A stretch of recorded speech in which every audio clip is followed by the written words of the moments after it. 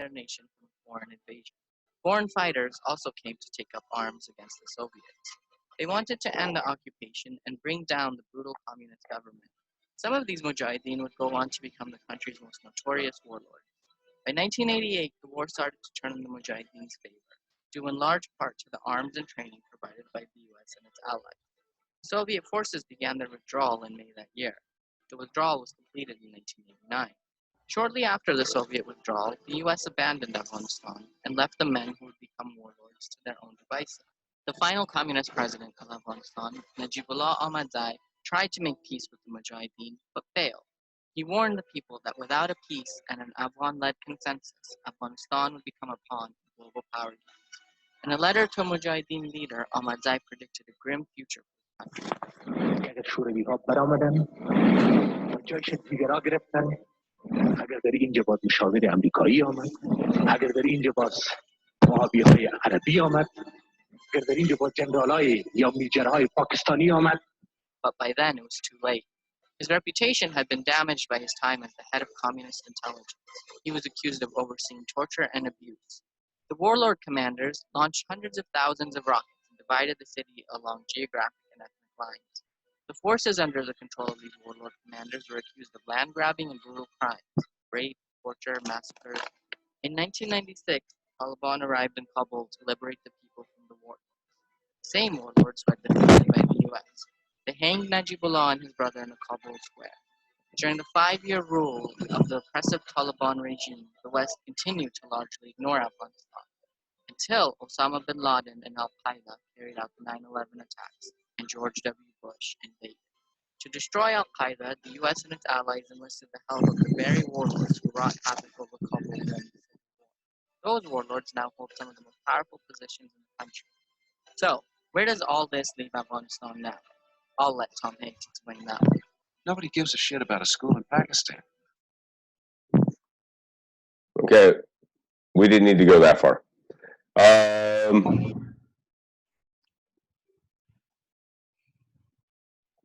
Okay, so in the end, you should all be back on the regular slideshow. Master and Parker, we good? Okay, so in the end, that is not as accurate as possible, but it kind of defines that there's a long legacy behind Afghanistan, what built it. It is not one country. It is really a bunch of villages and tribal leaders and how it operates. And so in 2001, the initiation of the war, which took place, we got attacked on September 11th. We were at war in Afghanistan and attacking it by October. That's how quickly it turned. And upon going into there, we started to get ready and mobilized with special forces hitting the ground first and then followed by traditional combat forces. As you all know, combat forces are trained not as nation building, but as meeting specific objectives. And shortly after entering into Afghanistan, they really kind of honed themselves in on the two major population centers. So you had Kabul and Kandahar, which is in the south, and we're going to talk a little bit more about those two things. But in the end, you picture this. We're training up for combat operations. Everything we do as a military, all your soldiers are being trained on how to conduct force-on-force combat operations against a known threat, and now it just shifted on us. The entire way we as leaders were training our soldiers on how to fight the Russians are now training them how to fight people that are no longer in uniform. And that just added to the complexity of the battle, as you'll see as we move forward here. So we talked about Kandahar and Kabul. If you look at Afghanistan from a standpoint of measuring it against something known here in the United States, a lot of people compare it to Texas. Being at about 652 square kilometers, it's almost equal to the size of Texas, but it's got about 9 million more people inside Afghanistan that we would have to deal with at that time. And if anyone's driven through Texas, it is not a one-day drive. I mean, it could take you several days to get through Texas. It's that long. So picture that is what the United States problem set that they just took on. Shortly after we entered into Afghanistan, we entered into Iraq. And why that is important is Iraq and Afghanistan, for those of us that have been to both, are completely different. completely different terrain features, completely different cultures, completely different everything, even the food. So with that being known, we got into Iraq and you're fighting Afghanistan at the same time. So what tends to happen a lot of times in the way leaders operate is when they see something working in one area, they try to steal it and try to apply it to another area.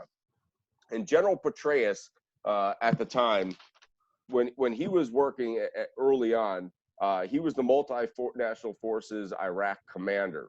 This was early on in 2006, 2007 timeframe.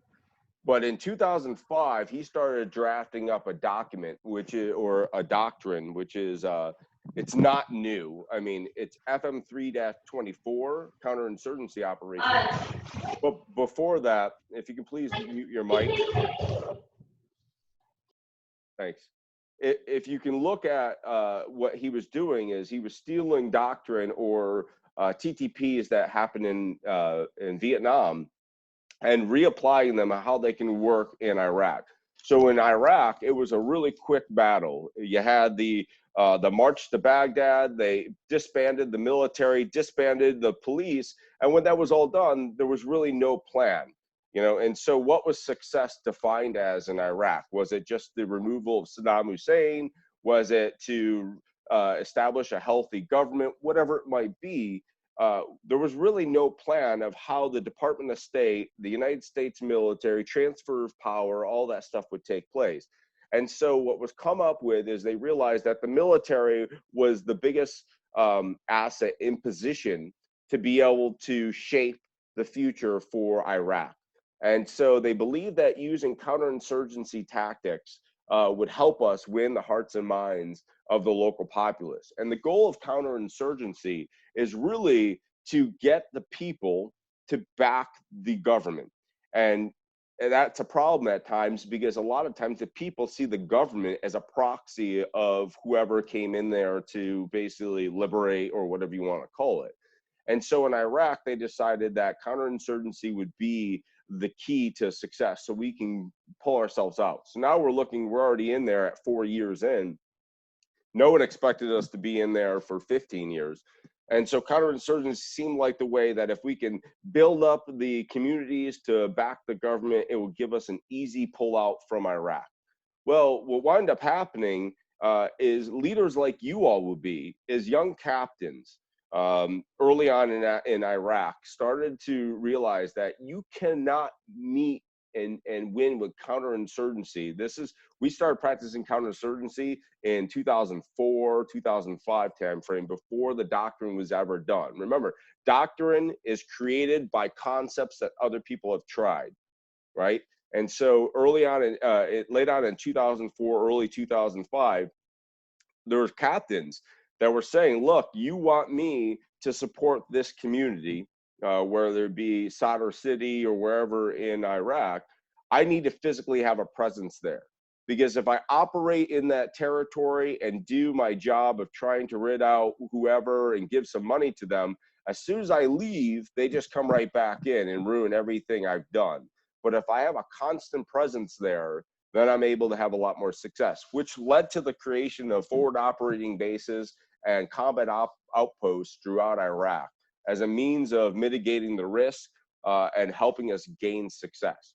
And there's something strong about that, because as we talk about combat outposts and forward operating bases, it's exactly what Afghanistan adopted out there. It was no longer operating from these large bases.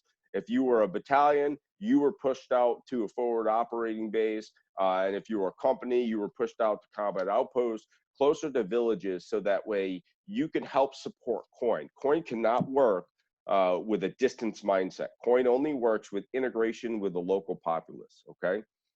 But the difference is the rules of COIN change ROE.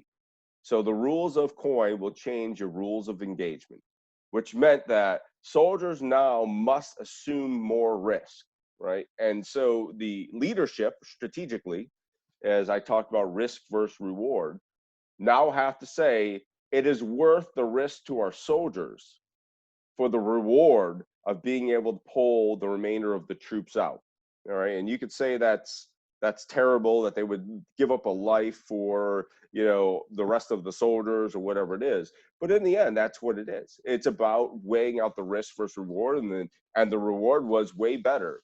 The risk is that if we didn't change rules of engagement, then everyone that dropped a 500-pound bomb on a village because they were trying to attack one or two people that were attacking them can create probably 6 times to 10 times the amount of enemy against them now, because they've just destroyed what we say the hearts and minds. You've just ruined that. So remember, our rules of engagement have now changed moving forward at 2006. Soldiers are taught, don't pull your weapon out on a person that doesn't have a weapon. Don't become aggressive against a person that's not aggressive to you. Don't just be grabbing people and throwing them up against the wall and searching them. You had to take a little bit more trust factor in how you operated. And so what COIN wound up developing is what we still have today, which are called provisional reconstruction teams. And those are now nicknamed PRTs. Now, if you were a benefit of being on a PRT, I apologize. It is not a fun thing from every one of my peers that I talked about. It is a small amount of either coalition or U.S. forces that are embedded with local Afghani or Iraqi military to be able to go out with them. And your job is to assist, train, mentor, and kind of overwatch the success of that organization, with the understanding that when they are successful, you would leave and go on and do your next mission. So those were the development of PRTs, and that's important for where we're going next. So we talked about some of the baselines of getting us into Afghanistan. Please, hey, please mute your mic if you're on right now. Thanks. We talked about some of the events leading up, and please disregard that typo. It was not 20,009. It's 2009. But we talked about some of the events leading up to Afghanistan. So let's talk about the events that led up to the battle at Kamdesh.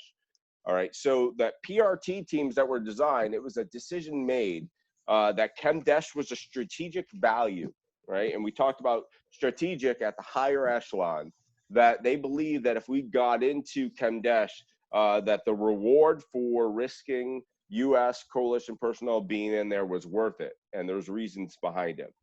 So they took a provisional reconstruction team and embedded it with the local forces to train, support, and assist them, basically to go in and achieve a mutual mission, which was to garner support for the national government of Afghanistan. The team deployed out to Kardesh, the local area, based on what information that they were being told by, it's called Nuristan, provisional reconstruction team that came in there, because the Nuristan governor said that vicinity was the key line that enemies were transporting weapons, materials from Pakistan, drugs, everything was coming there, because it was the main route. There was only one improved dirt road that would lead from Pakistan down the valleys all the way back into Afghanistan. Now, what's key about that is where Kamdesh sat was in between the middle of 3 valleys. So there were 2 valleys leading in and 1 valley leading out of Kamdesh with 1 improved route. So my question is what do you, Cadet Ruiz, what do you consider a valley if you were looking at this from a tactical aspect?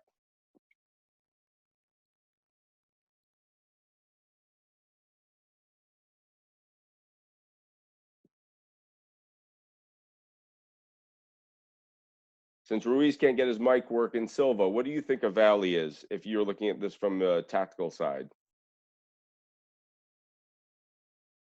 I'd say some type of low ground, sir. Okay, low ground. What else? Does anyone have a different word for what you might look at a valley as? Sir, I would say it's an enclosed area, like you're kind of like surrounded on 2 sides, so you have very limited mobility. Meanwhile, if someone is above you, they can not only see you, but they have more mobility than you do, as well as cover. Okay, good. I agree with that. What else?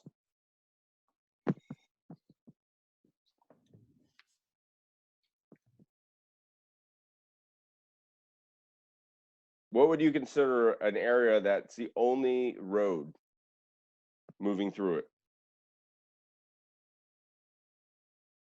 Yeah, Oh, choke point. oh, we're gonna have to redo tactics, ladies and gentlemen. What Kills me. Talking a what choke point of sorts. would we maybe consider that an avenue of approach? Have we ever heard that word before? So what do you think an enemy is most likely to use? If I know there's no enemy that, if I'm the enemy and I know there's no forces that I have to deal with, my most likely avenue of approach is going to be the easiest for me to move with speed and agility, which is going to be the low ground straight through. If I have to climb through mountains, I'm severely lowering my rate of speed and my ability to be able to transport goods and stuff. So those were key avenues of approach. So when you're an intel officer and you're trying to define how the enemy is coming in and out of a certain area, most likely you're going to use the valleys to define what are the most likely avenues of approach the enemy is going to use. And that's what they did here. They saw the two valleys coming out of Pakistan and said, these are the two likely areas of approach, with this area of approach moving out of Kemdesh. So there was a decision made that Kemdesh became a strategic value that, if held, it could severely decrease the amount of enemy fighters, drugs, weapons, and everything moving into Afghanistan, which would have third and fourth order effects moving forward. Because if I'm able to stop all that munitions from coming in there, that might impact the people that are operating down in Kandahar, way down south, and limit the amount of fighters they have to fight. And so the big army looked at it. They agreed with the Afghani government that was of some level of strategic value. So Bravo 316th Cavalry Regiment, they were given the final mission to close it. And the only reason why I'm bringing them up is, if you look at where they stood in 6 months of being on ground at that particular combat outpost, they had 47, and a TIC stands for troops in contact. 47 in 6 months. The unit before them only had 45 in a year. Now, either way, that's a lot of troops in contact in a year. But if you look at it, there's a reason for that. So I want you to remember those numbers as we move forward, and we'll be able to figure out why that happened. Why did the enemy all of a sudden increase the amount of attacks against this brand new unit that just showed up there? And there's a reason why, and it gets back to something we talked about before. And then finally, COP Keating, being manned with 53 U.S. soldiers and 20 Afghani National Army soldiers.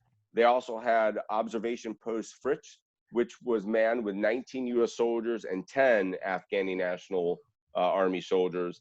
That's about a company-size element that they had strategically positioned down there. And the understanding was that they have decided, based on the level of conflict and enemy threat, that they were going to close down COP Keating. And with that understanding that they were going to close down COP Keating, 316 Cav was brought in to be the unit that would be the one to close that down.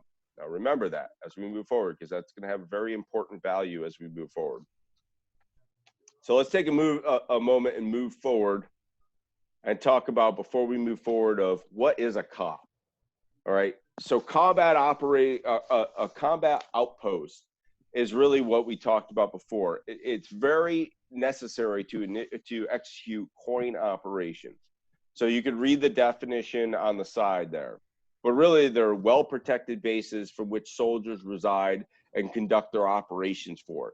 It decreases the amount of sustainment necessary to execute the combat operation at the time from the point of leaving the combat outpost. But it does not decrease the sustainment required to maintain those personnel there. It just means it has to go to that one location. But it's a lot quicker for me to move from that location to move forward. It's necessary to provide population security for wherever you're positioning that. So if your goal is to try to win over a local community and you're not going to be there to defend that community, then you've allowed the enemy to have the ability to influence it. If the enemy is going to have more of a longevity within the community, then you've failed at being able to achieve your objective. It won't happen. because whoever is in that community is most likely going to go to the person that they're going to be seeing the most. And so the combat outpost was our way of saying, we're going to be here. If they come back, we'll be here to take care of that. So now I want to bring you to the right side of the screen and talk about risk. And risk to me is the biggest thing leaders do. Leadership is about understanding risk and being able to manage, mitigate, or accept based on your level of leadership or your responsibility level. So this is out of ADP 3-90. And when we talk about offense and defense. And so I hate when people do this, but I will read this for a reason. But for the first one, choices and the cost of those choices, commanders decide if they can accomplish their mission based on current intelligence of the enemy situation. So I need to talk to an intel. Who's branching intel in here?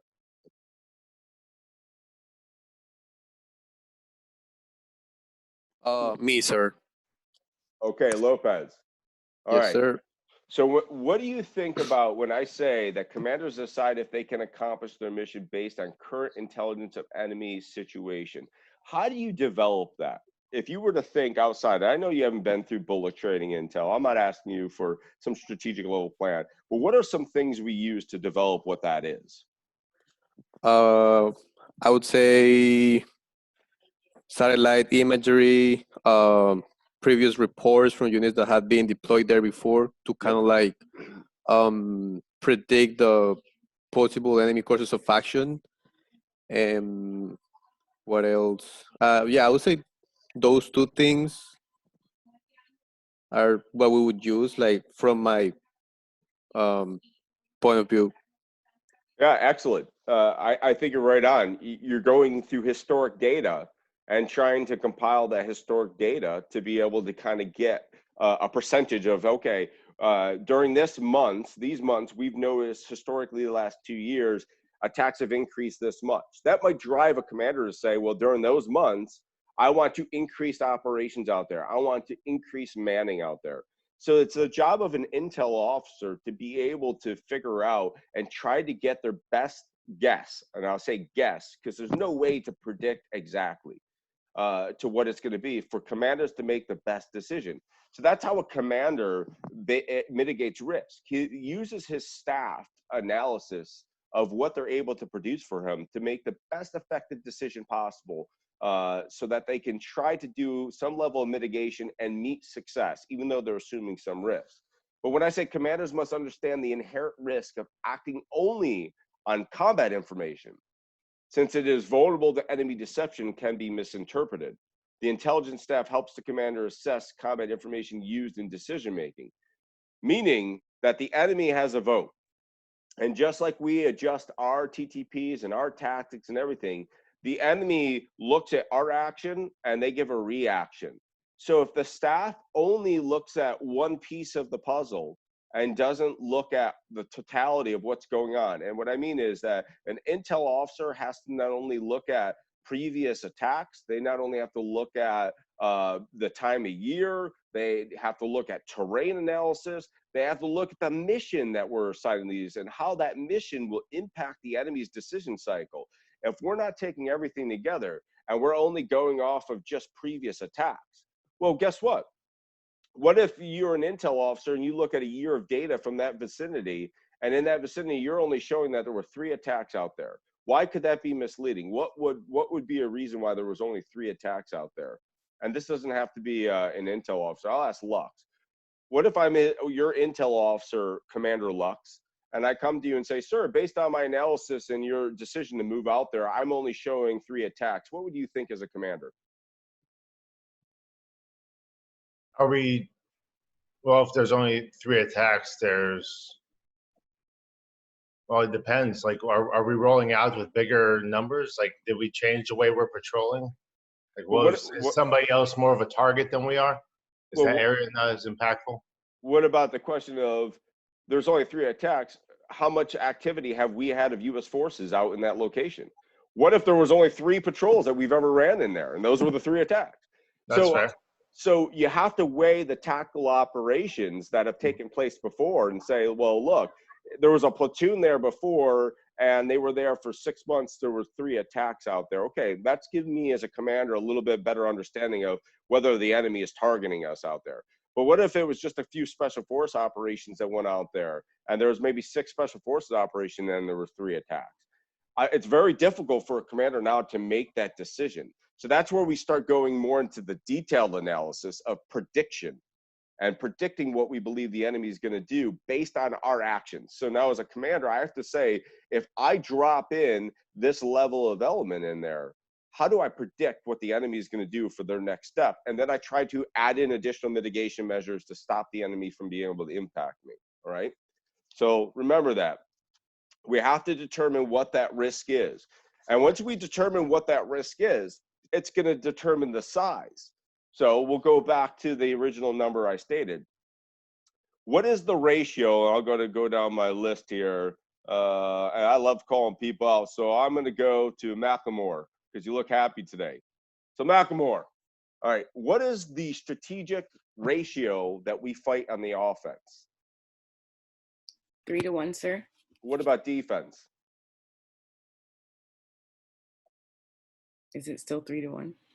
Defense, I technically can assume risk at 1-to-3 ratio. If I'm in the defense, that means that, or I would say 1-to-2 more. But really, if I'm 1-to-3, it means the enemy's got the advantage. So I need to put a force in there that gets higher than that 1-to-3 ratio. So if I'm 2-to-3, then technically I should have the advantage now in the defense moving forward. So we talked about the fact that this commander, the battalion commander, has determined he was going to stand up a company's worth of elements. So if I put 100 soldiers on the ground at COP Keating, what do you think that commander, if you were to guess, just what do you think that commander was thinking when he decided that he was going to send 100? So Baker, my future infantry officer, what do you think that commander was thinking? Do you think that commander was thinking that he was going to be in a defensive, that he's sending 100 people out there, or do you think he was going to be more offensive at sending 100 people out there? Probably offensive, sir. If it was defense, he probably would just held tight. Yeah, I agree. If your whole job out there is coin, you're on the go and moving. So if I send 100 people, what is my expectation of enemy that I believe is possibly going to be out there? 33 or less. Famous math. 30 or less. Fair enough. I agree. So remember that. So if I look at this, if I'm armchair quarterbacking this situation, and I know I have 100 soldiers on the ground, to me, I believe if I was that battalion commander, that the intel officer was allowing that commander to realize that we will never see anything more than 30 personnel enemy activity within inside that general location. Now, that's not always true. I might only have 100 members left in my battalion that I can do there because I'm stretched thin. That means I have to resource those elements with additional assets. So as a leader, how do we increase the effectiveness of a 100-soldier infantry team to make them a little bit more lethal than just a 100-soldier infantry team with rifles? So I'm going to go to one of my MS3s because I think they're paying attention and they know the answer. So what are some ways, Cadet Houston, that you think that a commander could resource a platoon or a company more to give them a little bit more combat power and effectiveness against a larger scale force? Hello, can you hear me, sir? I can hear you. Okay. Just depending on their firepower, and then if he have like the indirect fires available, he can use that as well to make his team more lethal than what they are. Yeah, exactly. I don't have to, as a commander, have to look at numbers. I don't have to say that just because doctrine says that I must have a 3-to-1 ratio against an enemy force. If I can look at how I can maximize that the amount of numbers I have with enablers. So some enablers that I might be able to give a company is I can give them mortar teams and give them indirect fire capability that can help them reduce the numbers. Remember, the 3-to-1 ratio is really designed based on when I am right in at each other's throats, face to face, that if I'm 3-to-1 of them, I have a better chance of overcoming them. But if they have to come at me, I can have still the chance that if we were 1-to-1, that if I have the capability, I could reduce the size of my enemy force down. So by the time they reach me, they're at now a 3-to-1 ratio. So that's where we get into the talk of enablers. So as we talk about COP Keating, I want you to think about what enablers did COP Keating have?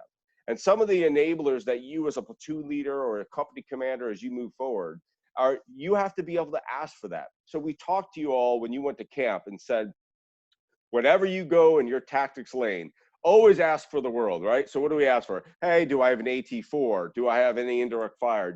Well, you know what? We're training you early because that's what you have to do at the company commander level.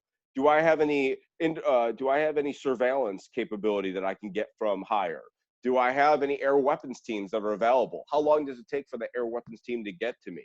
Do I have, any ground penetrating radars? Whatever you can ask for, because every enabler you bring into the numbers increases, even though the number of the amount of people has remained the same, increases their effectiveness against that enemy force. So that's how commanders mitigate risk when they're not able to manage that 3-to-1 ratio. And you'll see this unit did that. They did a lot of that stuff. Now, there were some other things they could have done, and there's some things that happen outside of their area or span of control that enabled the enemy to start getting more of an advantage. So let's talk about COP Keating. So this is kind of a blow-up map, and we'll go and we'll actually walk this terrain.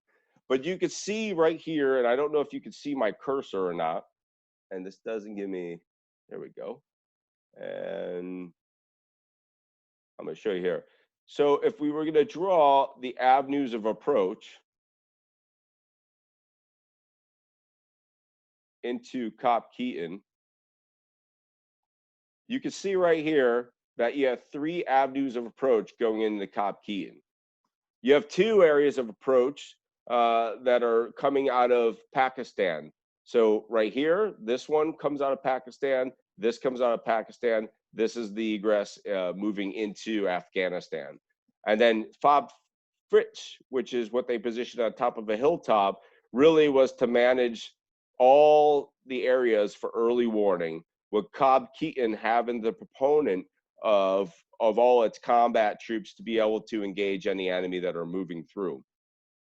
The area was about 25 kilometers from the actual border, but if you can look at the difference, I want to talk about what observation post Fritz was. Where they positioned OP Fritz, there was no line of sight to COP Keating. So I don't know if that matters. Maybe there was a strategic reason for that. Maybe it was for terrain. Maybe that wasn't the best position to put the OP. So when we walk the terrain, I want you to look at the terrain and see where would you have put it.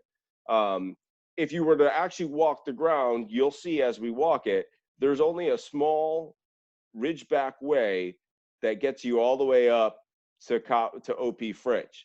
It's a lengthy walk, and it's straight uphill. It's over 2,144 feet in elevation that you as a soldier have to walk up. So knowing about the size and the distance between OP Keating and OP Fritz, if it's 2,144 feet difference, we'll go through and I'll ask Kim, if you are the company commander on COP Keating and your OP Fritz is up there at 2,144 feet, what are some of the things that go through your head in terms of knowing that your mission is to conduct coin operations, patrol operations, defeat an enemy threat that's out there? What are some things that you might think of as the company commander?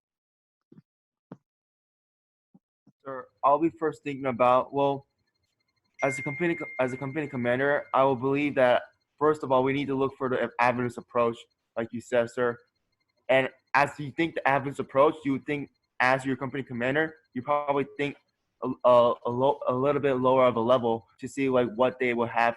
So before they try to initiate like to set their places, I think the most important part will be like if they have some time, they'll probably like look for some recon if they can. I think that'll be the most important part. If they can conduct those recon, then I think they can be able to place those elements easier, and then if they can implement the company commander implement the time so that their subordinates can figure out if they can recon will be the most important part. Is what I believe, sir. Okay, so you're thinking it as more of the tactical level as the company commander, right? Mm-hmm. Okay, so who's my logistics officer? Who's branching logistics? I am, sir. Okay, so you're branching logistics. From a logistics standpoint, put yourself in the company commander. What are you thinking? Mm. No line of sight, 2,144 feet difference in elevation. If you haven't done that, it's insane because I've been up hills that have been that way. It takes a long time. I have a total of about 35 to 40 soldiers sitting up there on that OP. What are some things that you might be thinking about? And you know that you're going to be there for a year. Well, it's gonna be hard to supply, but it's also like priority of mission, like who needs the supplies and everything. Like, what exactly is that unit gonna do? Are they the primary operation or not? But mostly, yeah, it's just difficult to supply them, but they need to get what they need at the end of the day. So just can't really say, sir. Yeah, no, you're right on. I mean, think about it. How much now I have to look at as a commander is, okay, how long does it take to supply these individuals? And by foot, let's say it can take up to 12 hours or 8 hours of marching uphill to bring resources up to them. That means that if they have to if I as a commander am telling them, hey, you have to resupply yourself, you got to come down here and pick up your resupply. That means they might have to take a squad of 7 men from that OP up there and walk that whole time down there. And then they're going to have to spend the night at COP Keating before walking the supplies back up. That just removes 7 or a squad from that OP up there. And if my enemy threat might be higher, it might change my decision to say that my soldiers at COP Keating will do that. So what I'm trying to say is, as a leader, you have to play out the battle in your head, whether it's a tactical battle, a sustainment battle, whatever it is, and try to make the best decision. Try to mitigate risk based on that. So here is an OP, and if I'm looking at it from a sustainment standpoint, I might say as a company commander, say, this is too risky. Every time I have to move a squad down to get supplies, I want to make sure they're always resourced with a week supply of resources so they don't have to come down, we don't have to go up, and vice versa.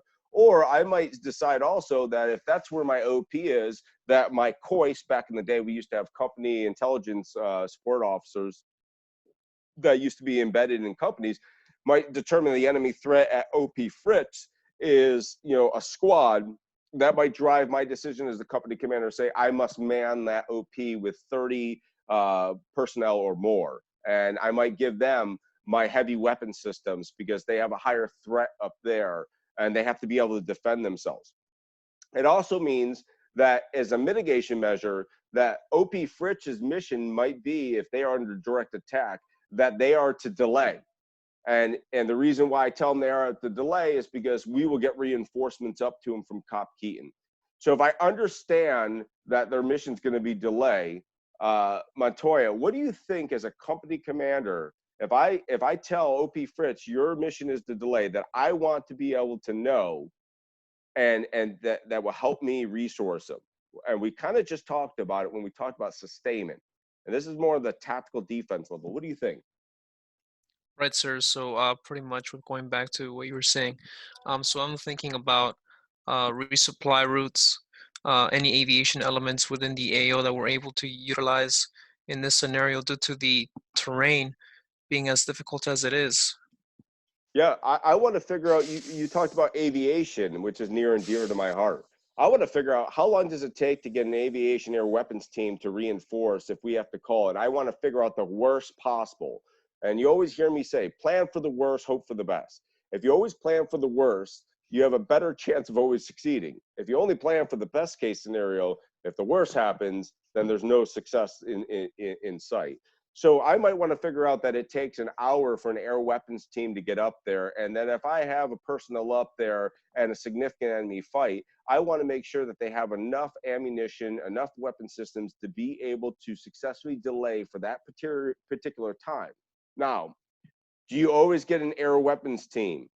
Cadet Cruz, do you always get an air weapons team when you call for one?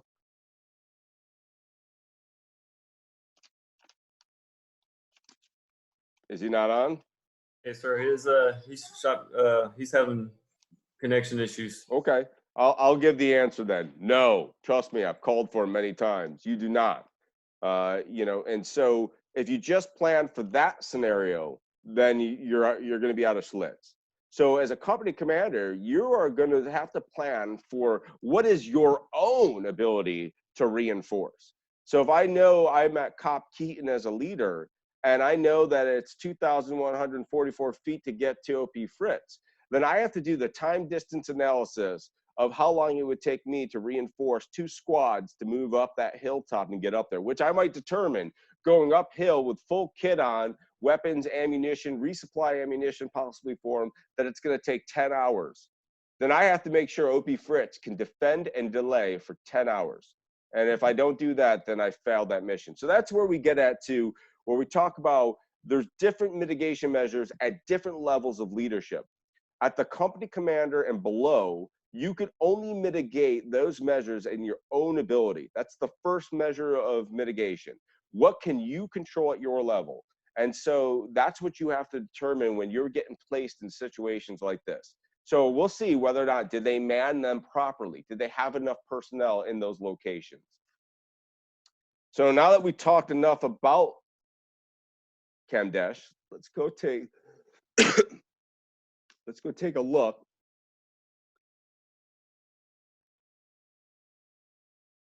Let me clear my animation. There we go. Okay. So we're going to go take a terrain walk through Kamdesh. Share screen. Okay. Everyone has a good picture of the Google Earth. I get a thumbs up. Okay. So I'm going to draw you back out and we'll talk. So this is north, south. You got Kabul heading out to the west, way down here. And then out down south or down to the east, you'll have the Pakistani border. So you can see the border right here. Let me annotate on here. There we go. So then you got the Pakistani border here. So you can see there were strategic routes through those valleyways moving in to Kamdesh. And from a leadership side, I can look at that and say, okay, what are the chances are that the enemy is going to go straight across the mountain range? They don't have helicopters. They're not going to be flying that route. So they were able to look at the terrain analysis and determine that's the way, most likely avenue of approach that the enemy is going to be able to move. So let's take a little deeper look into it. So you got the valleys, and this makes me clear every time, clear the drawings. Okay, so we talked about these valleys. So let's take a look at what these valleys really look like. So there's COP Keating. We're going to start looking up to the north. And you can see the terrain that these soldiers were dropped into. So from first looks, when you look at COP Keating, I hope your impression is, oh God, thank God that wasn't me stuck down there. Because I'll tell you right now, if you want to talk about the low end of the totem pole, we are on the low end of the totem pole. But you can see the strategic value at the same time. So from a higher echelon leader, looking at that, if I control this area here, if I control this, do I not stop the threat that's coming through? Do I not have the capability to stop the enemy from transporting weapons and material getting into us? I mean, you got to figure out, was the risk worth the reward? And if those are the two avenues of approach that we're moving from Pakistan into Afghanistan, is there any other site that you saw when we did this? Let's look. I'll pull back out. when I hold this back up here, do you see any other area? And remember, there is a village. There's going to be a village located right here. You got a small village located right here. There's a couple villages located down all the way down the side of the mountain. So you have villages around there and population centers. And the whole idea behind COIN is embedding these PRTs, or now we've embedded an entire company to be with the villagers so that we can help garner trust, help build up their villages. Because if at some point we want to be able to remove US forces out to enable those communities to do the job that we're talking about the US forces doing. That's why they brought out the Afghani army. So at some point we would leave and the Afghani army with the villages would do the job that we were asking the United States soldiers to do while they were out there. So I'm going to go back down. And we're going to call on someone. Hey, Jamie. Get that, Jamie. Yes, sir. When you look at this, if you were looking at this at a higher level, do you see a better location to stop? Remember, the end state is to impede transport of weapons, enemy forces, drugs, and resources out of Pakistan. Do you see a better position anywhere? I mean, we're looking right now probably at about, I would say this view, we're well at 150 kilometers right now. Well, just looking at it, sir, that is like the middle point between three, I guess, avenues of approach that are possible.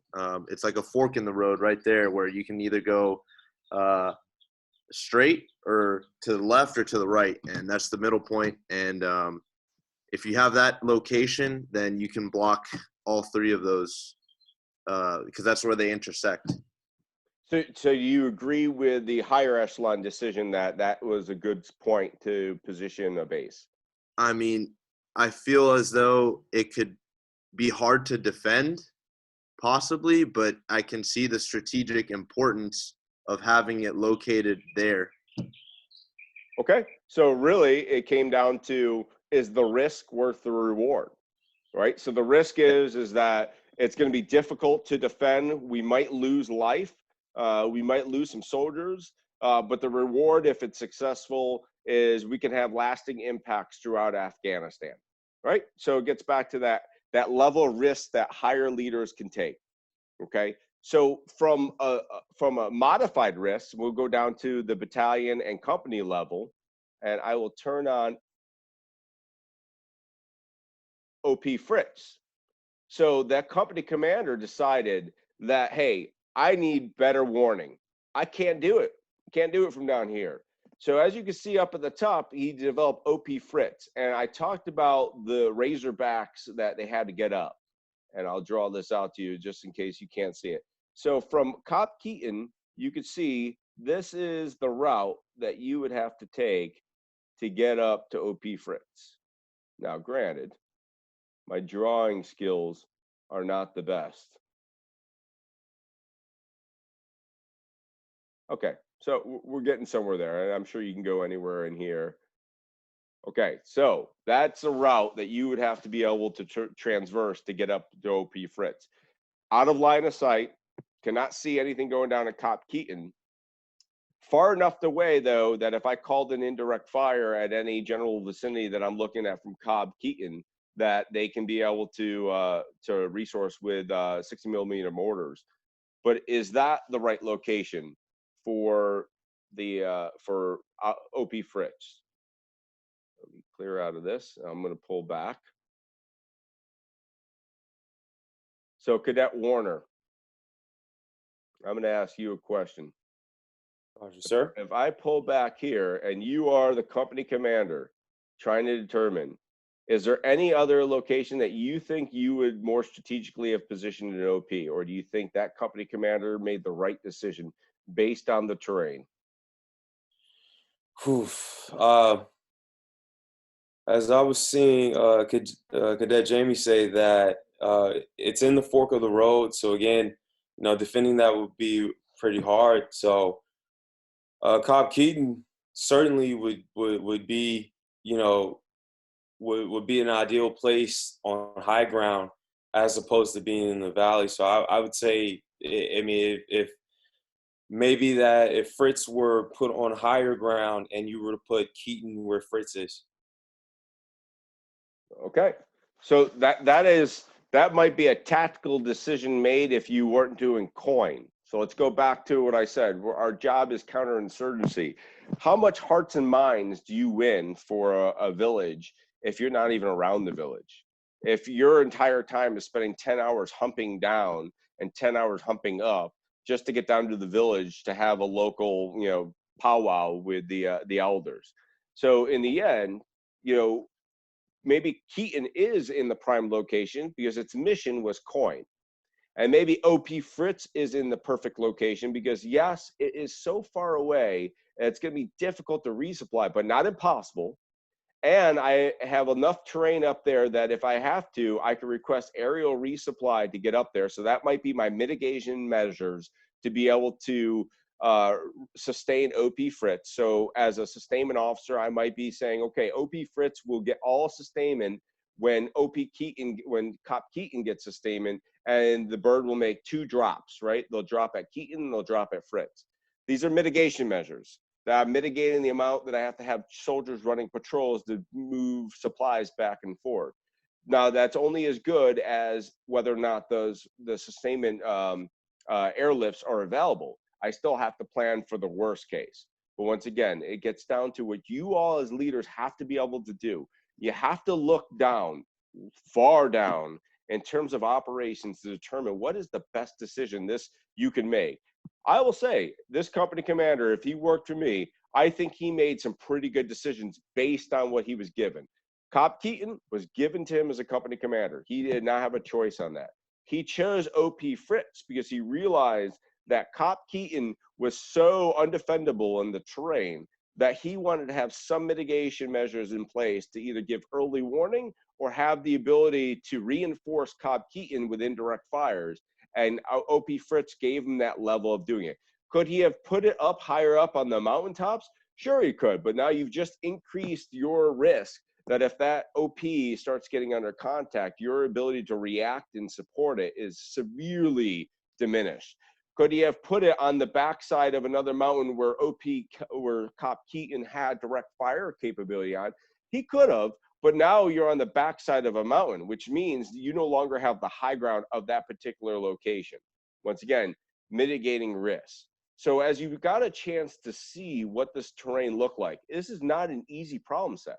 And the reason why it's important to you all is this is where the fight is. This is where we are going to be. It's going to happen. You are never going to have the ideal flat terrain or the rolling hills where it's really easily defendable. You're going to be placed in difficult situations. And as a leader, you have to weigh the risk versus the reward. And to be able to do that, you have to say, what is the measurable intent of why I'm making this specific decision? And if you're not able to do that, then it's probably the wrong decision. So we're going to get out of this and we're going to go take a look at what actually took place. So on the timeline of events that we talked about, 371st Cavalry of 10th Mountain first came out there when we talked about in 2006 to build Camp Kadesh for the PRT team. And within a month of heading ground out there, they already got attacked. They got attacked with IEDs. They were attacked with small arms fire. And a decision was made that we cannot make this a PRT's mission, that they didn't have the intelligence background, because before July 20, 2006, which gets us back to what I said before, is I can only make a decision based on my intel officer's best assessment. Well, guess what? There was only a small amount of special forces operating out there. And so we didn't have a lot of attack data. And so as the commander, you have to weigh out and say, when they sent out that PRT team that came out there, they only went off of the baseline information and intel that they had, that it was small teams moving back and forth from Pakistan. And so they got PRT Chemdesh developed, and then shortly after, when it was named COP Chemdesh, it was renamed. It was renamed after First Lieutenant Ben Keating. Now, Ben Keating was the executive officer for the unit, and on patrol, he was killed in action. And as he was killed in action, the decision was made and that's usually how you name most bases, was made to rename PRT Chemdesh to Combat Operating Post Keating. And the decision was to maintain a company-sized U.S. force element with Afghani National Army soldiers there, because they started to see the threat's a lot bigger than originally understood. Because the original PRT was going to be less than 40 soldiers being out there. Now we're over 100 that actually hit on the ground. And so as COP Keating started to get developed, you had different squadrons take over. So if you're not familiar, we run on a year-long deployment. So you have one unit comes in a year, then all of a sudden you do your thing, and another unit comes in that next year to try to retake that mission on. And then the next unit, what are the problems that can happen with that? Hester, I'm going to ask you, my man, what do you think some of the challenges are in the way we operate as an organization trying to achieve COIN when we run on 12-month deployments? Well, people will get like gassed out, run out of energy, run out of steam by the end of their deployment, and then everything can change when a new leadership comes in as well. So, what about, think of it from the tribal side? What do you think about if I'm the tribal leader of Chemdesh and I've been dealing with Captain Hester for these last 9-10 months, and you and I have been drinking tea, high-fiving, and you've promised me the world, and then all of a sudden you come to me and say, hey, guess what, I got to go, my time's up, a new company commander is going to come in. What do you think, how does that impact tribal relationships with U.S. forces when we're trying to achieve COIN? I mean, the trust is going to go down. It's going to almost, I wouldn't say restart completely, because they build up the trust with the American soldiers, but it'll go down for sure. Yeah, you know, trust factors go down, and it's not even just the tribal leaders. You might have it where even the soldiers, right? So the soldiers that were originally there might have built trust up, and they might have a different way of acting, but then you take a fresh combat unit and you bring them in, and all these soldiers' mindset are, we're going into enemy territory. And so the way they start treating the local populace, it is a very long process to be able to manage COIN, especially when your rotation is going every year, which really isn't every year. It's usually, 10 months, because part of that year is deploying out, doing your initial train up, then going out there, doing a left seat ride. And so you don't even have a year. So you could see that there's this wave effect in COIN in terms of success and failures that takes place. And so this is the struggle that a company commander being placed out here is dealing with. And you have multiple company commanders coming out here. And then, as you can see on the timeline, Robert, and I'm probably going to pronounce it wrong, Yeleskes, who was the 6th Squadron commander that was out there in charge of the PRT, he was killed. And not only was he killed, he was attacked right outside COP Keating with an IED attack, which was a strategic assassination of him, and he was killed. So when we talk about the death of soldiers and how we as leaders deal with that, we're going to go through and talk about what do you think that does to your unit. So I'll go to Cadet May. Cadet May, you are now the company commander for say 3 BCT, first 569th Combat Infantry Unit, that you were just given COP Keating, and all of a sudden you lose your executive officer, or you lose one of your beloved officers. What do you think that does to your ability to achieve COIN? What does it do to your mindset of your soldiers? So morale will go down, sir. Morale, okay. What else? We want to fight. We want revenge. I know they would want revenge. What is one of the key components of COIN in terms of the mindset of the soldier that we talked about earlier on? And it begins with a T. Tatka? Nope. Trust. Trust. Sorry. Do you think trust might no longer be there if we lose some beloved soldiers of ours within the company? Yeah, that's true. We won't have much trust for them, and they kill one of ours, so we're not going to trust them. So if my job as a company commander or a platoon leader is to achieve the end state of COIN, which is to win the hearts and minds, and I lose one of my soldiers, the enemy kills one of my soldiers, How do we as leaders now rebound and bring our soldiers back in so we don't have that wave effect? How do you do that? It's an art and a science, because in your mind, your trust is gone. You hate the people that you're now dealing with because you think that they helped them and they warned them. And if your end state is that, hey, we're trying to help build this community up and get them better, and you as the leader start distrusting them, you can't expect your soldiers. So the lesson here is that regardless of what you believe or not, you have to put that aside. And it's the mission that is most important to the leader. And so you have to take your own emotions and get them in check. Because if you don't get your emotions in check, your soldiers will never. They feed off of you as a leader. And so here you have these soldiers of these companies that all of a sudden they've been losing beloved ones. And guess what? Their aggression level has raised up. They become more aggressive to the community, to the local populace, which then in turn just took all the positive that has taken place for maybe 6 months to 7 months and just ruined it. And now you're starting from square one. And the things we do as leaders today is try to always motivate the team to keep looking positive to the future, regardless of how bad things get. And it's going to get bad.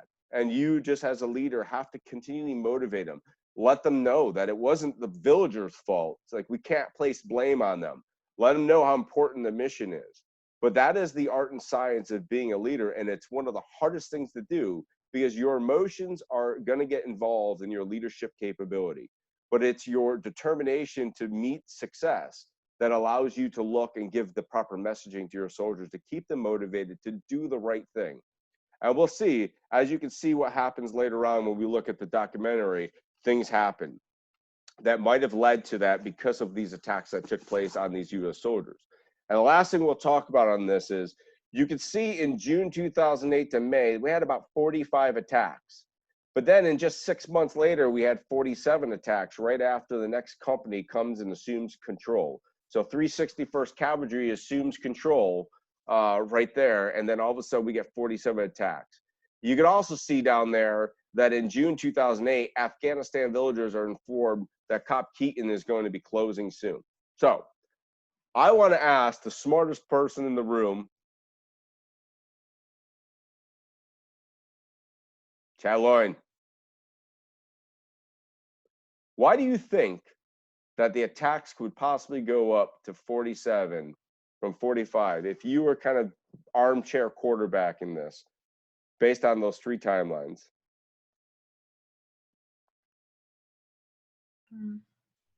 It's possible that frustration grew, like amongst the troops, especially after the, I don't know if the death was before or after of the lieutenant, but that could have like increased frustration, which makes like the emotion higher, and also people getting frustrated, the amount of time that people have been there, external forces like just acting upon that. Okay, could be. I want you to look a little deeper, and I want you to read something where it says June 2008. Read what it says right after June 2008. That the villagers informed that the COP Keating will close soon.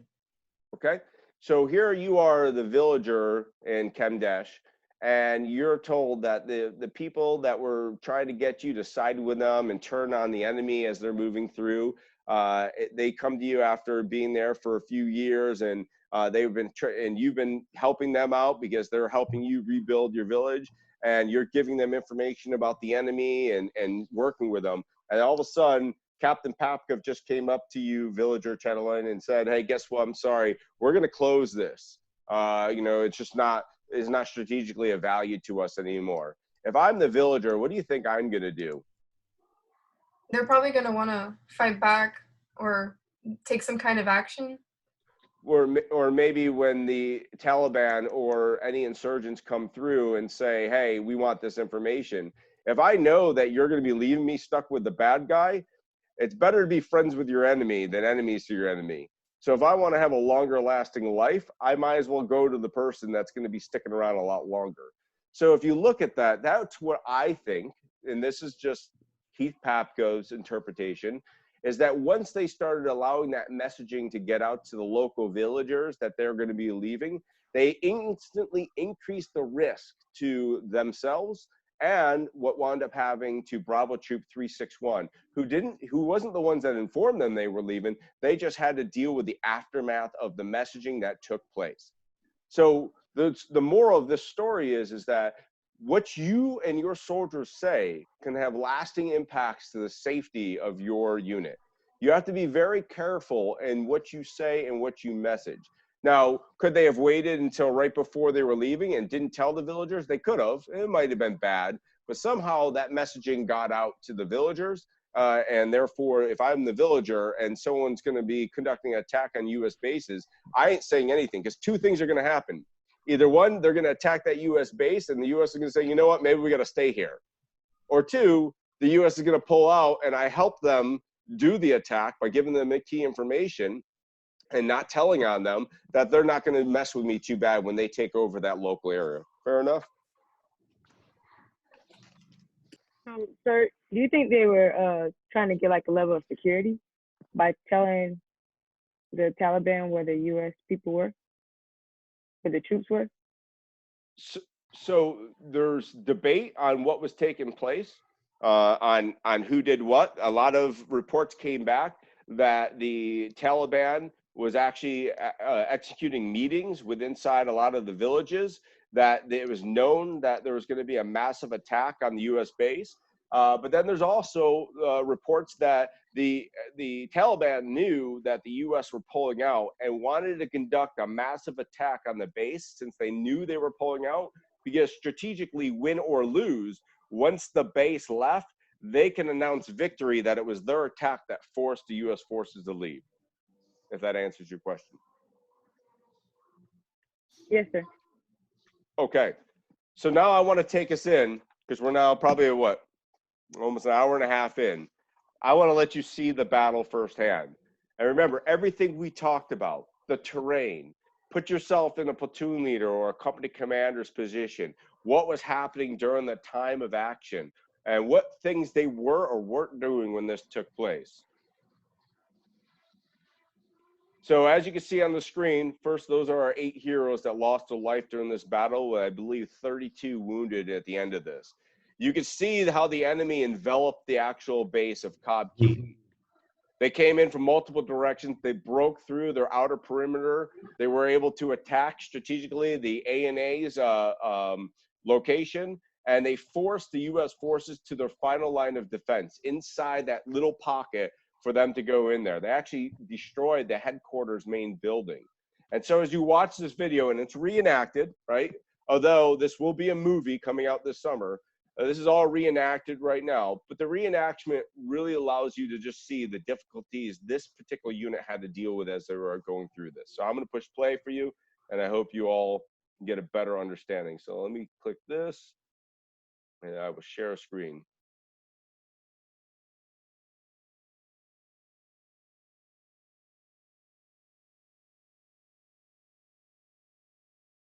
Okay, I'm going to play it, and Tyler, give me a thumbs up if you can hear the volume.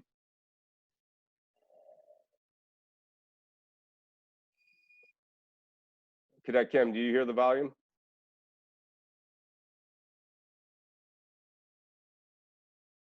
Sort of, sir, sort of. Okay, well, I'm going to push play, so just go ahead and watch it. If for some reason the volume's not coming through, let me know. Yes, sir.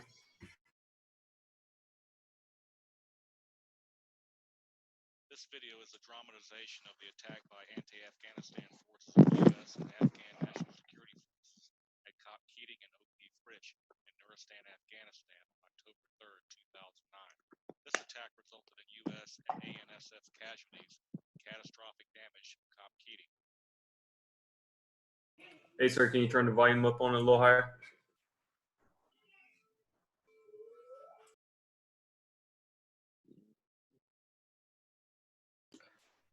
Sir, if you exit screen share really quick and then go back into it, it gives you the option to share sound.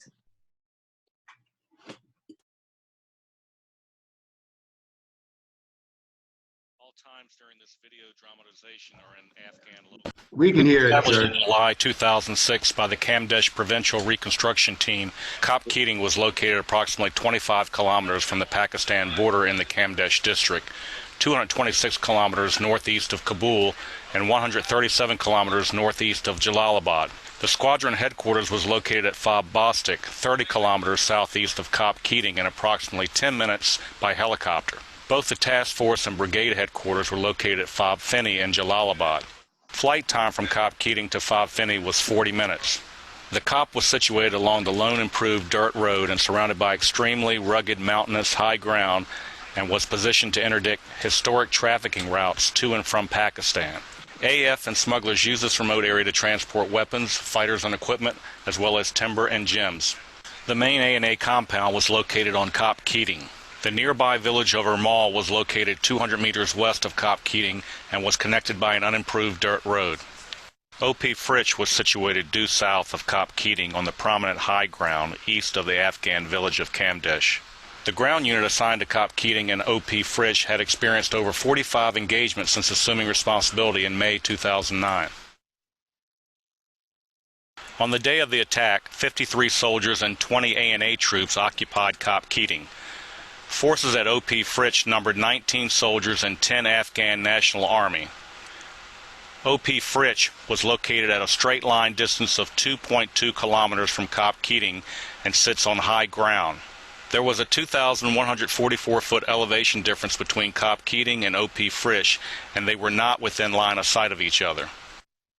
Anti-Afghanistan forces conducted meetings in the months prior to the attacks with elders throughout the province. Simultaneously, they planned to conduct a large-scale, complex attack to overrun coalition force positions in Nuristan province. The planned attacks were timed to coincide with the scheduled closure of COP Keating and OP Fritsch as an IO campaign favorable to the AAF. AAF forces occupied fighting positions inside the mosque on a nearby ridgeline at approximately 5:30 a.m. local on October 3, 2009. At the same time that the mosque was being occupied, support by fire Dishka positions were being in place in the vicinity of COP Keating.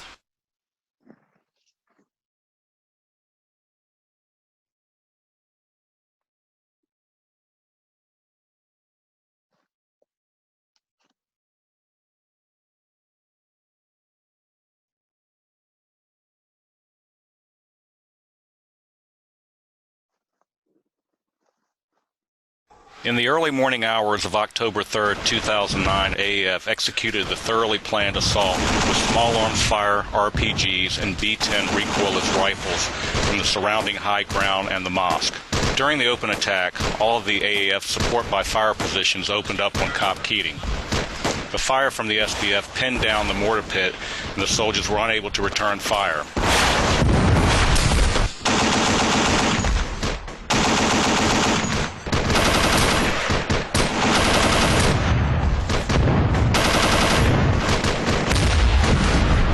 Simultaneously, while the attack was started on COP Keating, another AAF element opened fire on OP Fritsch. This event put the U.S. platoon at OP Fritsch in their own fight, and they were unable to provide any fire support to COP Keating. Indirect fire from Fob Bostik began in support of COP Keating.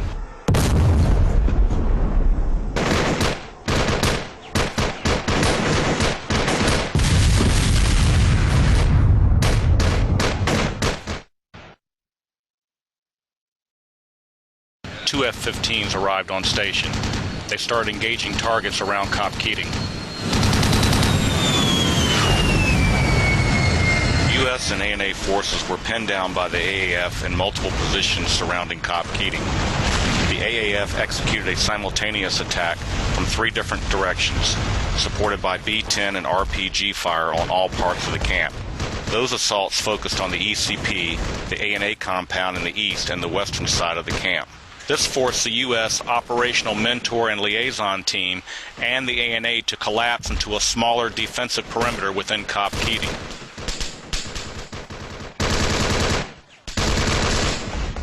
At that time, 2 U.S. soldiers were pinned down by AAF fire in the mortar pit and could not join the defensive perimeter.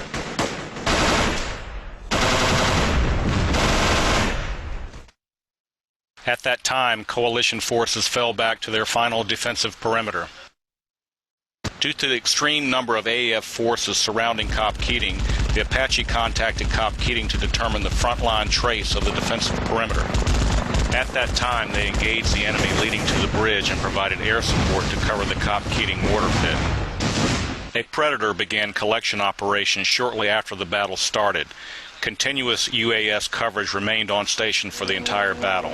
Buildings in the ANA and U.S. compound started to burn and contributed to the smoke that obscured most of the area. OP Fritsch defeated AAF forces and were able to provide 120mm mortar fire in support of COP Keating. On the second weapon pass of the mosque, an AH-64 from the aerial weapons team was hit by Dishka fire and forced to return to base. The remaining aircraft from the aerial weapons team was also struck, but remained on station.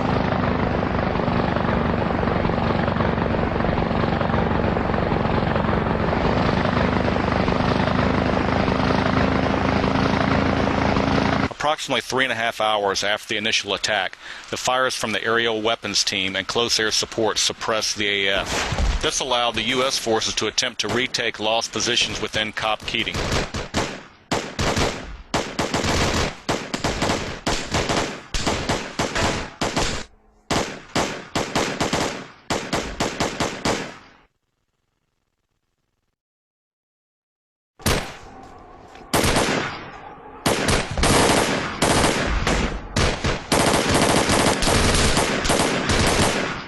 During the fight, the AH-64s in support of ground forces came under intense enemy ground fire consisting of heavy machine guns and Dishka. During this period, a third AH-64 was struck by ground fire and was forced to return to base.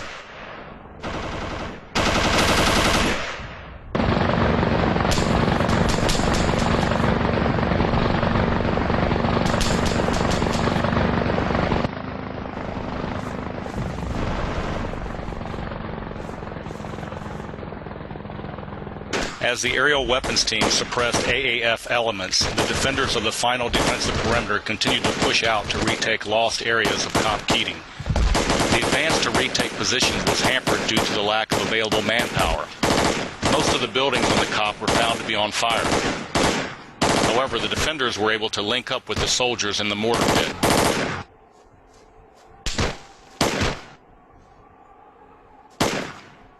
The first lift of the QRF from FOB Bostik arrived on station. Soon after their arrival at OP Fritsch, a weather hold was declared and further elements of the QRF were forced to wait at FOB Bostik. After an hour later, the weather hold was lifted, allowing the rest of the QRF to land at OP Fritsch.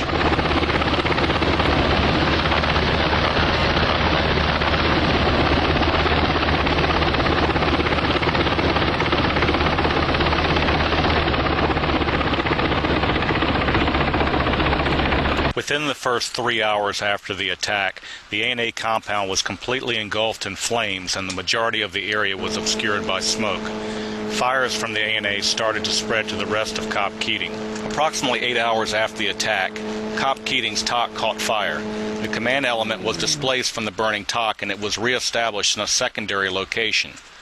As the fire spread throughout the COP, the soldiers at the aid station cut down an adjacent tree to prevent the fire from spreading to the aid station. The Quick Reaction Force departed OP Fritsch on foot to COP Keating. This is a long movement downhill, and to complicate matters, the path was not direct. Switchbacks and the presence of AAF elements slowed movement. Approximately 9 hours after the attack began, all buildings were on fire at COP Keating with the exception of one. Only the aid station remained safe, where the alternate TOC was co-located. During their descent to COP Keating and approximately 2 hours into their movement, the lead elements of the QRF called in close air support and engaged the AAF.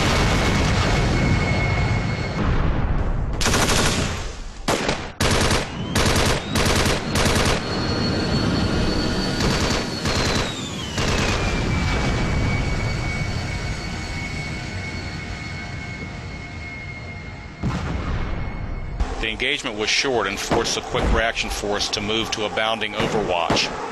This further slowed movement to COP Keating.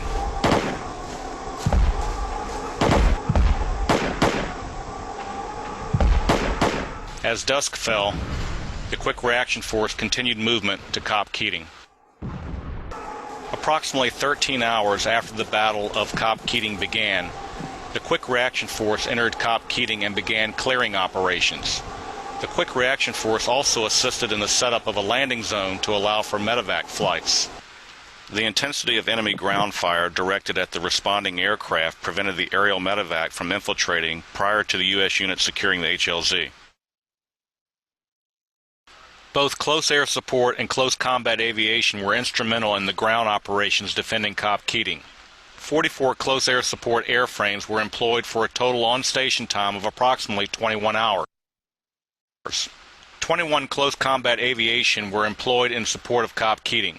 ISR provided 12 platforms. In the confined mountainous constraints imposed in the vicinity surrounding COP Keating, 37 GBUs were expended, 2 Hellfire missiles were fired, and 3 strafing runs were conducted. A few minutes after the arrival of the Quick Reaction Force, the first medevac aircraft touched down and several of the wounded were loaded on the aircraft.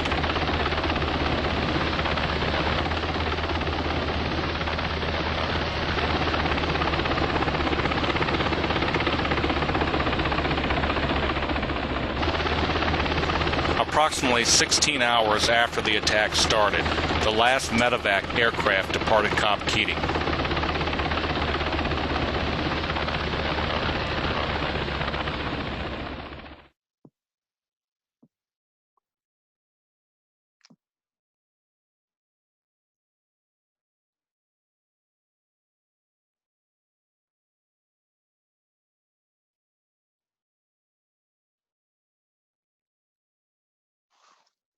Okay. So you can see just what these young men went through. 16 hours of battle nonstop against an enemy that clearly outnumbered them 3-1. Was strategically planning this for a while and inflicted heavy casualties on the unit. So I'm going to ask a few questions because I'm tired of hearing myself speak. And I would like to hear what you guys think about it. So from an enemy standpoint, put yourself, I'm going to go to you, Cadet Estrada. From an enemy standpoint, from what you saw, how well do you think the enemy planned the attack? And what things do you think they used to their advantage? Well, sir, I think one of the most important thing is they first goal, it was impacting the village and those leaders. Definitely they knew that the US troops, they're going to leave sometime, and they were trying to impact them in terms of giving logistics, giving information on what the US troops were doing.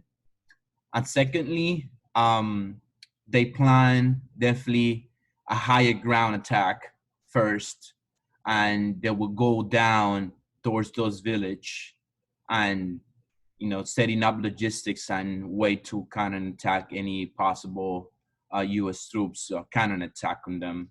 But the key point on my thought is they impact those village at the same time U.S. troops trying to make friends that they know they can impact the decision and give information from them. Do you think they had a good understanding of the layout of the base itself, of the combat outpost, before they did the attack? So I don't think they knew how the perimeter were developed within the AO or the out of operation, but definitely they were doing logistics and visualization on how to get into the perimeter. But first of all, setting up those higher attack will give them access to any location or any openings throughout the operation. Okay. Yeah, I agree. There's some more we'll talk about. I'll go to Cadet Lux on this. I'm just going down the line. Why do I conduct probing attacks? What's the purpose of a probing attack? To find out the capabilities of who you're up against. Yep, you're trying to find out how someone reacts to an attack. You're trying to look for specific things. I conduct a certain attack because I want to find out where your heavy machine guns are. I conduct the attack because I'm trying to locate where your vehicles are positioned, where your stage and stuff. And when you're a leader, nothing is just cut and dry. You have to put puzzle pieces together in everything we do. And everything has an impact or a reason or rationale behind it. And so when they do these probing attacks on you, and if you are this company commander, if you do not constantly change up your TTP, that means if you're planning on keeping your vehicles in the same motor pool in the same spot every time, the enemy knows where those vehicles are and is going to easily target them. You have to become creative because your job is to outsmart the enemy. You don't want to become complacent. So if you continually drive down the same road every single day at the same time, it is not that hard for an enemy to figure out your TTPs and how you're operating and be able to conduct a successful attack. So I would assume that this base was very standardized. There was a standard area where they would park their security vehicles that never changed. There was a standard area where they held all their other vehicles in their motor pool. There was a standard place that they kept the generator at all times. So they didn't change up their own TTPs, which gave the enemy an advantage to understand how to attack successfully. What the enemy attacked at 5 o'clock in the morning. So I'm just going down. Macklemore, what did we teach you guys in ROTC that we do in patrol base operations every morning? Tell me you didn't forget about it since camp. Begins with an S. 2 words. Was it stand 2, sir? Ah, there we go. Stand 2, right? What is the purpose of stand 2? Sir, in stand 2, everyone is just awake and ready. They try to limit like noise and light and like any sound. That way you can just hear using, I forget the acronym, but if you stop, listen, smell, just to hear if there's any enemy around. And what time do we normally do stand 2? Is that an exact set time, or is it there a certain point of the something that we do it for? So is it at at 3 a.m. or do we do it based on something else? I believe it's just before dawn, sir. Like just before light. Right, just before light. So the enemy attacked at 5. So, and the reason why stand 2 was developed was because most enemy attacks historically have happened right when the first light. And the idea is that the enemy feels more comfortable traveling at nighttime. They're able to use the cover of darkness to maneuver, and you can't see with line of sight. So basically, do we think that this organization was conducting stand 2 as a combat operating base to make sure that every morning everyone is in the defense prepared? Now, granted, think of this. We've been here for 4 years, right? Since 2006, 3 years. Do we think that this organization was making sure everyone got up at a certain time and at the ready? I don't think so. Yeah, probably not, right? Because I couldn't tell you at stand 2, the only time I did stand 2 in Afghanistan was, no kidding, when we were out in the middle of nowhere conducting missions. We didn't have a patrol base, so we'd have guards there, and everyone would be up at 3 in the morning. We'd already be, ready to go by that time. So in the end, they probably didn't have that. Now that is something that you could do as a leader and say, I don't like the threat capability. We've had numerous attacks. I'm putting it together. The enemy it feels like they're doing probing attacks. I want to start moving equipment around on a regular basis. I want to reposition where my barracks are on a regular basis. There's things you can do at your level to try to mitigate the risk that the impact the enemy could have. I can be doing 24-hour patrols. Once again, risk versus reward. I might be risking that patrol every time I'm sending them out on these 24-hour patrols. And the risk isn't just that they can die from the enemy. I might be risking their sanity, that they're constantly working for a year straight. And so as a commander, you got to weigh that risk out and make the best possible decision you can to mitigate what the enemy can do to you. And the enemy is not just the physical enemy in front of you. The enemy is also time. The enemy is motivation. The enemy is complacency, and you just got to figure out the ways that we can get around that. I'll ask another question. We talked about the enemy attacked the base, and all of a sudden everything caught on fire. Going back to the structuring of this base, do you think they really thought something like this would ever happen, the way they position all these wood buildings so close together? It was a kind of a dumb question. Probably not. Probably no one ever looked at of what if one building catches on fire? How does that impact? Hence why we have safety officers in every unit, because someone's got to be the realistic person to go, this does not make sense. Having this building this close to this building is, you lose this, you're going to lose all these buildings. And that's exactly what happened to this particular base. So I'm pretty sure that that was probably a risk that they could have mitigated early on in the construction of the actual base camp. What about what risk did the unit assume when it comes to the landing zone? So remember, they got out to COP Keating to develop it. Back then it was PRT Kempdash. And when they got out there, the big flat ground where they wanted to have the landing zone had a big boulder on it. And if I blow that boulder up, all that shrapnel from that boulder is going to fly all over the villages next door. And if I don't blow the boulder up, then I have to use my helicopter and land it across the river, where I have to cross a bridge every time to get resupply or do medevac operations. So I'm going down the line. We're going to Hester.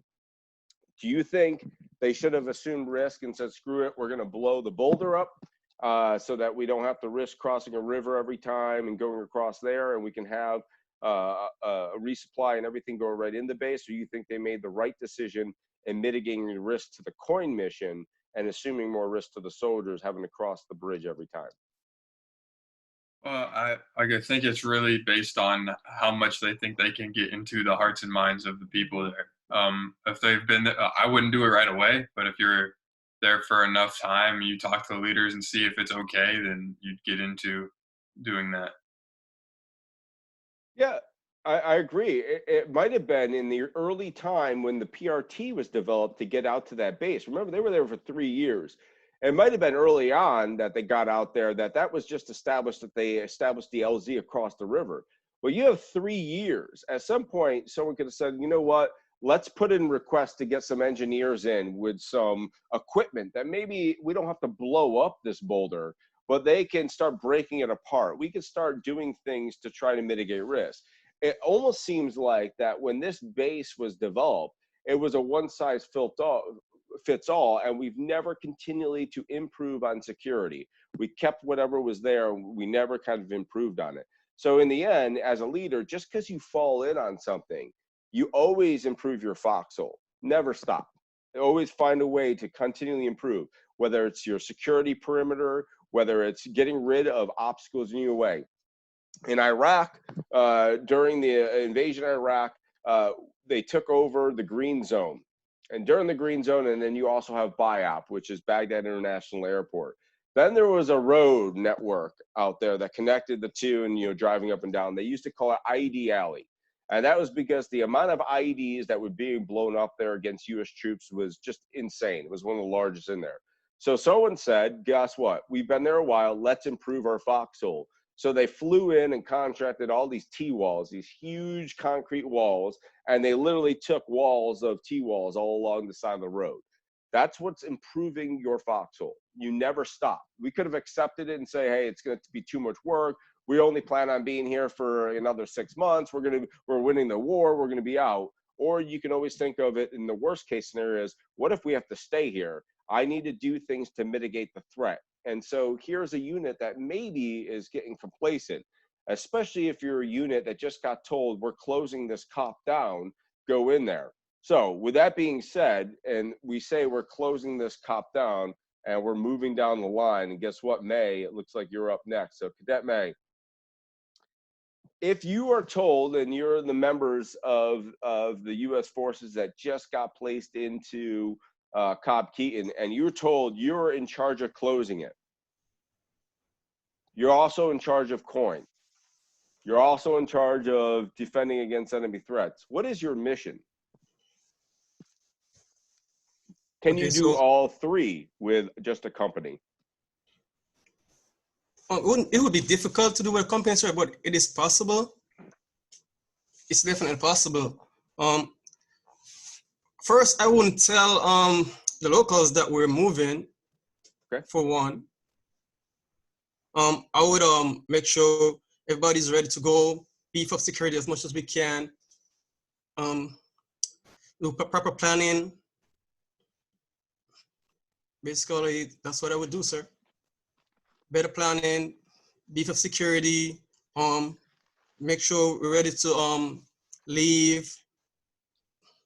Wouldn't tell the locals. I think that's one of the biggest problems. They tell the locals, and locals tell the enemies our layout of the fab and everything.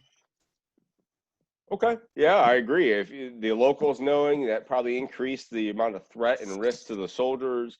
Me going in there as a company commander, being told that I have all these different missions, okay, win the hearts and minds of the people, but at the same time, start preparing for closure of the base.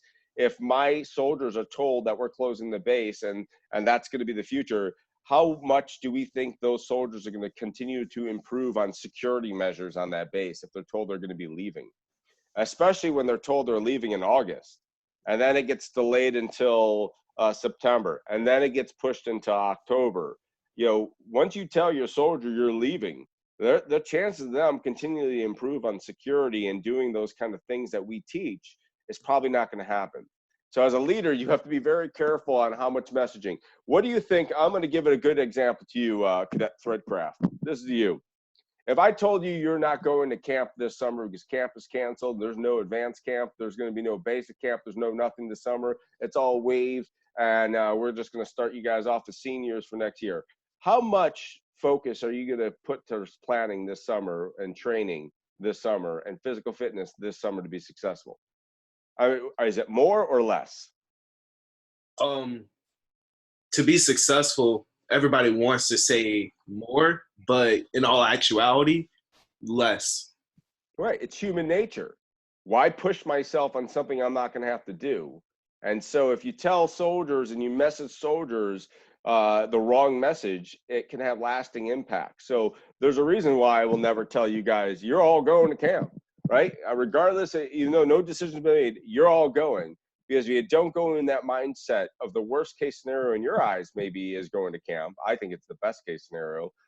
You're going to become complacent, and you're not going to continue to improve that foxhole, which is yourself, and grow. So be very careful on the messaging you provide your subordinates, because it's going to have that lasting impact. And then we'll go through, and this will go for Cadet Smith. We'll talk about base camp defense functions, right? Because there's really no doctrine on the proper way to establish a COP or forward operating base, but we can all consider them some level of base camps. And I'm going to list off 5. And the fundamentals are: provide early warning and accurate warning, provide reaction time and maneuver space, orient the force, area, and facility to be protected, perform continuous area security operations, and maintain threat contact throughout your defense of the base. From your understanding of what you saw in the video, out of those 5, do you think one of these they did exceptionally well? Do you think one of these they could have done better? If you were going to pick 2, so 1 good, 1 positive, one improved. We'll try to start off with the improve. I think that they definitely didn't continuously embed themselves into a security position. I think they left a lot of avenues open. I think they didn't plan for the worst case scenario of where the enemy could come from or where the enemy's allegiances are within the villages. I think that a lot of it had to do with too much transparency in their words with the village. What they did good, I would say, communication between their own people. It couldn't have been, I didn't really think it touched on in the video, but there had to have been some form of communication between them and their OP, and then also between the soldiers that were cut off between them and the mortar pits from the HQ. So I think they had to definitely keep some sort of good communications open, and I think that might have been the only thing they did well, because they definitely had to fall back within their own COP, and that's usually not a good sign of defense. Yeah, great answer. Yeah, I agree. And I mean, I can argue that some of these they did really good. Maintain threat contact. This unit never let up. I mean, they maintain constant cover. The company commander did a great job coordinating indirect fires and air weapons teams to come in and support them. The individual soldier teams, those NCOs on the ground with their soldiers, did an excellent job to regain lost terrain, to reestablish outer perimeter defense, to give them room to breathe and fight back. I think that they oriented their forces and their facility by establishing that OP at the top ridge line. After the OP was able to defend and defeat the enemy, because of where that OP was aligned, that OP was able to provide some additional indirect fires for COP Keating. So to me, that made it been a great decision of where they position it. That OP also allowed the reinforcements to be brought in. If that OP didn't exist there probably would be no secure location to drop in the additional reinforcements to come and support COP Keating. But I agree with what you said. There's a lot of things just from this one battle alone that we can go back and look at and see that the unit did some great decisions and some difficult decisions at that at a young level to try to mitigate risk and try to have a plan of how to deal with a high threat. So in the Army, when bad things happen, we like to conduct these things called AR-15-6 investigations, which if you're an officer, you should become very familiar with because you will be assigned to do some of these investigations depending on the level that it's at. And there was an AR-15-6 investigation conducted on this. And so I'm not going to go through every one of these, but just highlight some key things that came out of the investigation. So out of this, it was determined that it was very unclear of what the mission was for the soldiers, whether that mission was to defend or to execute coin. There was complexity in that understanding. And if you have that and there's not clear understanding of the mission, there's no way for the soldiers to properly train and prepare to do what you're asking them to do. There was no tactical or strategic value in COP Keating. So as they started going through this and looking through really what the end, even though at the strategic higher level, what they thought would happen, there was no way of weighing whether or not it was having lasting impacts and whether or not they were actually stopping the amount of materials and enemy coming through the border. And so in the end, they've determined that really after 3 years, they did not reach any kind of strategic value of that, and that hence why it was closed. They identified that at the battalion and lower level, they did not understand what the probing attacks were attempting to do. And even though the battalion intel and brigade level intel was getting from the local populace that the enemy was planning a large scale strategic attack, the intel officers at the battalion and brigade level took the smaller level attacks and assumed that that was their meaning of large scale attack, right? So misinterpreting the intel led to some significant failures at different leadership decisions on this. Critical supporting assets were reprioritized for other missions. So there was a young man during this time. His name was, I think it was Bergdahl. I can't remember him, but he was a U.S. soldier that decided to go AWOL at the time of this. And there was also another couple soldiers that were lost, that were kidnapped. And so a lot of assets, ISR assets, were reprioritized. So where this unit used to have nonstop ISR assets supporting, they were gone. Now, whether or not the enemy knew that, no one knows. But those assets might have helped this unit have a little bit better early warning system as they move forward. And then if I move this on to even further, you look at what this particular battle took place, what this did.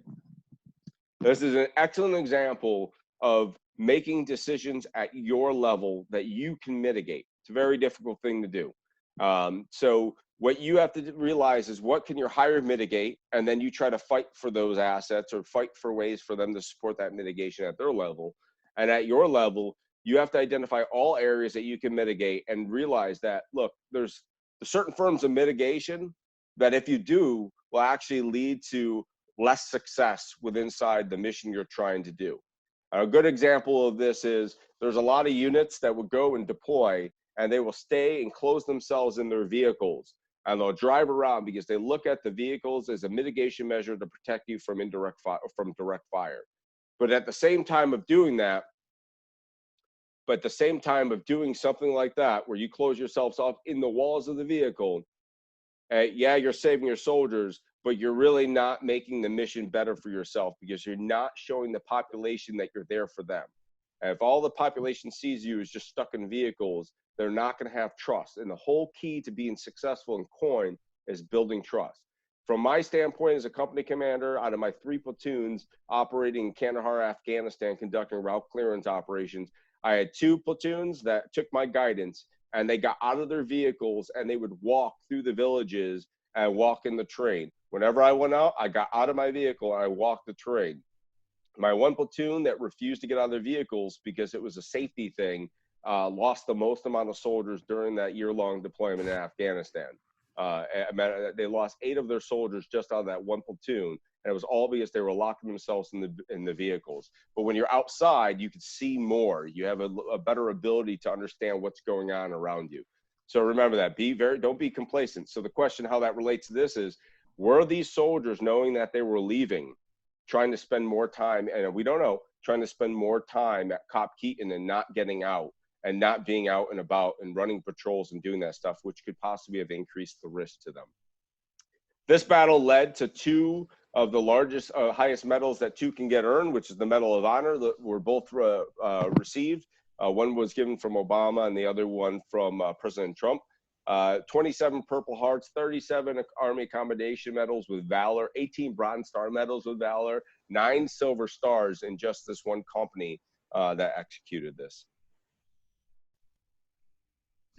So really, in the end, after seeing this, I told you I'm asking questions. We're almost done. I'm going to go down to done. Name one thing you learned during this presentation.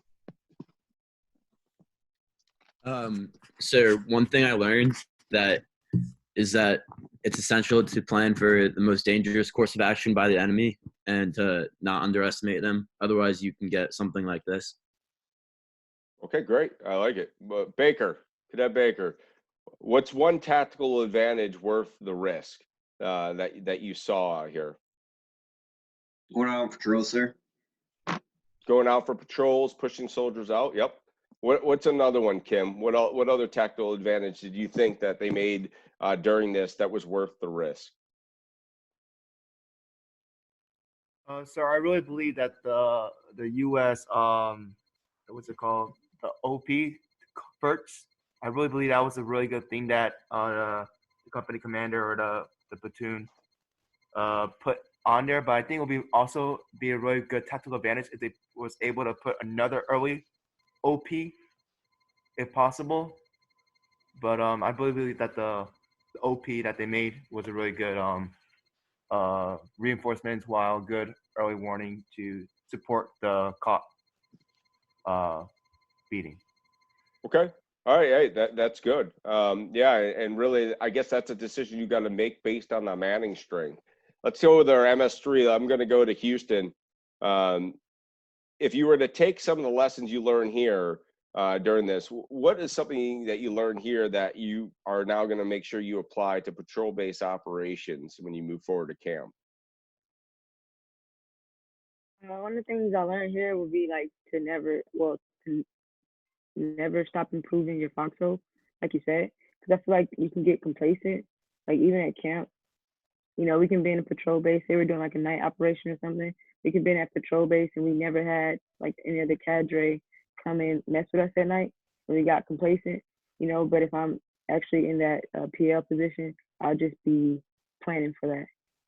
And I think that's one thing I learned from here, because it's like if they kind of plan for, I don't know, they had like any tactical sense at all when it came to like making sure you kind of do some patrolling. You don't talk to, you know, you don't warn the people in the village that you're leaving. You know, just kind of stay level-headed. Then it would have been all right. Yeah, I mean, the first priority of work that most people want to do once you start doing your patrol-based operations is crack open an MRE, right? Because you've just been working and humping all day, right? So it's constantly improve your security in your foxhole.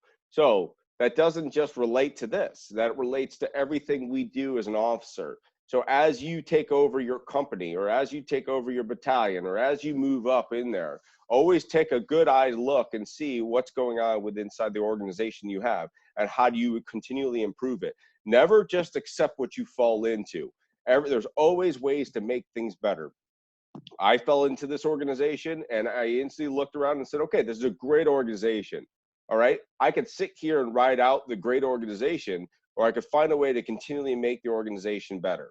And that's your goal as a leader, is find ways to always make a goal every year to make something better within your organization. That's whether improving your SOPs, that's improving on security of the organization, that's improving the way processes and procedures are executed. So here, it's that security piece. Never let security stop, especially in the tactical environment. So in the end, and these are the members of the of our great unit, in the end, this staff ride was really to allow you to kind of understand your level of risk and understanding the risk versus reward relationship that you're going to have to make throughout your time as leaders moving forward. And it's a difficult process. But the best leaders that I've known today are not the leaders that mitigate every single risk. It's not the leader that says everyone's going to wear a PT belt, right? That's overkill. It's the leaders that figure out, I'm talking more on the tactical side. It's the ones that understand what the mission is, understand what the enemy threat is able to weigh all that together and make those proper decisions to still meet the result, but not be overly protective where you lock yourself in your vehicle and you're not able to achieve the mission at hand. So you're just going to have to figure out what that is. It's not to say be that risk taker in everything you do. It's going to be, don't be scared to take a little bit of risk throughout your careers, because those that take a little bit of risk are the ones that hit the home runs. Those that sit there and lock themselves in their office and don't want to do anything, you're just a bunter. No one ever remember you. All right. So that's all I'm going to say. So I will leave this open. We're over our timeline by 11 minutes. I'll leave it open for any discussion or questions. If not, I am going to release you all for the day. Thank you, sir. Okay. If there's no other questions, thank you all for being here. Thank you to our guests that attended, and I will talk to you all soon. Good luck. Be safe. Stay inside. Social distancing. Wear a mask when you go out. Thank you, sir. Have a good day. Let's roll defend. Thank you, sir. Have a nice day. Thank you, sir. Thank you, sir.